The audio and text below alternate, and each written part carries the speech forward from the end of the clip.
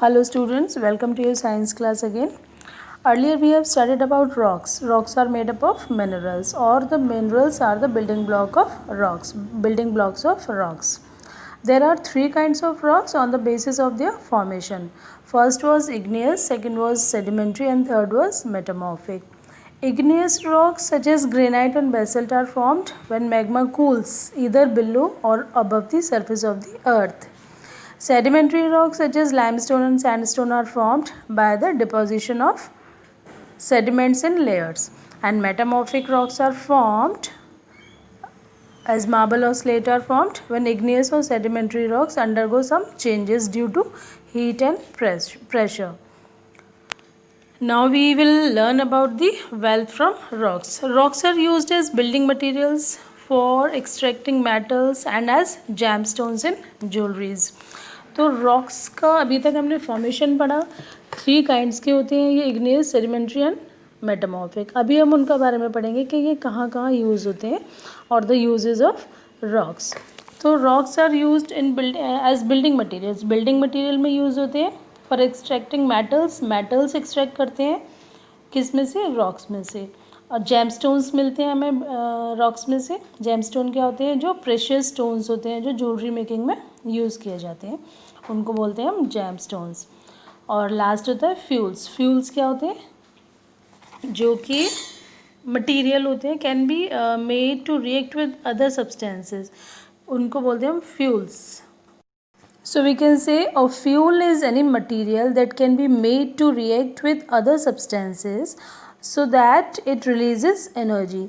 कोई भी मटेरियल जो रिएक्ट करता है किसी दूसरे सब्सटेंस के साथ में और हीट होने के बाद, मतलब जलने के बाद एनर्जी रिलीज़ करता है, उसको बोलते हैं हम fuel. Now read the paragraph. Building materials, limestone, marble and granite are used to construct buildings. Cement is made from limestone. Slate is used to make roof tiles.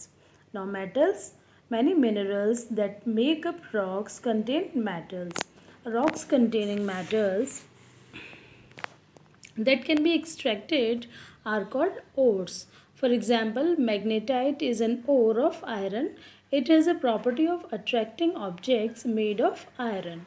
Magnetite can be used to find the direction because it always comes to rest in the north-south direction when suspended freely.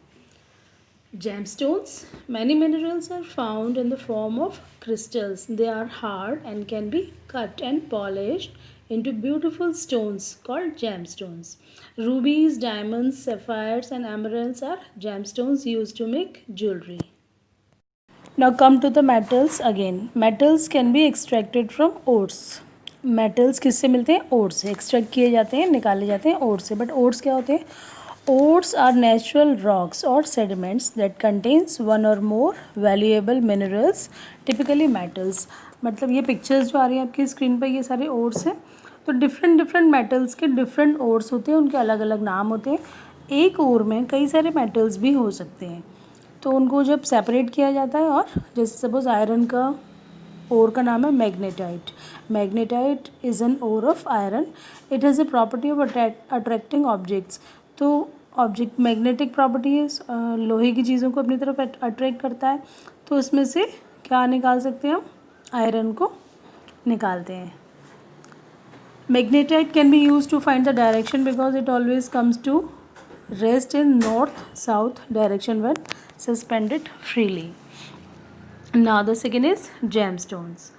Many minerals are found in the form of crystals. बहुत सारे minerals crystals के form में पाए जाते हैं जिनसे हम gemstones निकालते हैं. They are hard and can be cut और पॉलिश्ड. हार्ड होते हैं, उनको कट करके, जैसे जो आप देख रहे हो जेमस्टोन्स हैं सारे आपकी स्क्रीन पे, तो ये एज इट इज़ नहीं पाए जाते हैं, इतनी अच्छी सी फॉर्म में नहीं पाए जाते हैं. इनको पहले निकाल के उसमें से सेपरेट आउट किया जाता है, और उसमें से क्रिस्टल्स के फॉर्म में होते हैं, ये हार्ड होते हैं.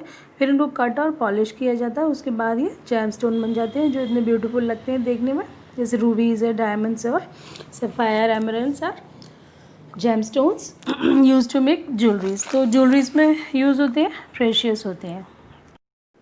Now the next is fuels. Coal is a type of sedimentary rock. It is formed from the remains of plants that grew in forests millions of years ago. When the plants died, they got buried in the swamps. Many layers of mud, sand, and other dead plants were deposited on them. The heat and the pressure from the layers above gradually changed the plant material to form coal. तो coal कैसे form होता है? जब plants और animals के dead remains जब sand पे पड़े रहते हैं, मड में दब जाते हैं, बहुत टाइम बाद उनकी लेयर्स बन जाती हैं डिपॉजिट होते होते, फिर हीट और प्रेशर की हेल्प से उनमें जब बहुत गर्मी, कभी सर्दी, कभी मतलब बार बार चेंजेस आते जाते हैं उनमें प्रेशर और हीट की वजह से, टेम्परेचर की वजह से, तो उनमें इतने चेंजेस हो जाते हैं कि वो क्या बन जाते हैं, कोल में कन्वर्ट हो जाते हैं. उसको बोलते हैं हम फॉर्मेशन ऑफ कोल. तो ये पिक्चर्स है फ्यूल्स की. Fuels actually fuels can be divided into 3 parts, 3 kinds, liquid fuel, solid fuel and gaseous fuels. Liquid fuel में हमारा पेट्रोलियम वगैरह आते हैं, ऑयल्स वगैरह. सॉलिड में कोल आता है और गैसेस में एलपीजी वगैरह जो गैसेस होती हैं वो आते हैं. तो crude oil also called petroleum is a dark sticky liquid. It was formed over millions of years from the dead remains of plants and animals in the sea. Crude oil कैसे form होता है? वही dead remains of plants and animals से under the sea. When these plants and animals died, they sank to the bottom of the sea as the sediments built up on the top. The heat and pressure changed the dead remains into petroleum. तो petroleum कैसे form होता है? जब plants और animals के dead remains बहुत time तक सी के अंदर दबे रहते हैं तो वो कन्वर्ट हो जाते हैं पेट्रोलियम में. ये पिक्चर है कोल की. कोल क्या है? सॉलिड है, सॉलिड फ्यूल है. तो कोल का फॉर्मेशन मैंने अभी आपको बताया था कैसे, वो भी ऐसे ही फॉर्म होता है, बट वो ओवर द ग्राउंड यानी कि अर्थ के ऊपर ही फॉर्म हो जाता है डिपोजिशन से. और थर्ड काइंड है गैसेस. तो गैसेस फ्यूल में हम अपने घर में यूज़ करते हैं LPG gas, liquid petroleum gas. वो भी गैसेस फॉर्म में मिलती है, लेकिन मिलती है हमें पेट्रोल से ही, उसको क्रूड ऑयल से ही हमें ऑब्टेन किया जाता है. डिफरेंट डिफरेंट टेम्परेचर्स पे इनको भी सेपरेट आउट किया जाता है. तो घरों में जो भी हाउस होल्ड गैस होती है, डोमेस्टिक गैस को बोलते हैं हम एलपीजी, लिक्विड पेट्रोलियम गैस. आजकल हमारे घरों में एक दूसरी गैस भी यूज़ होती है एंड बोलते हैं हम compressed gas. So this is all about the fuel.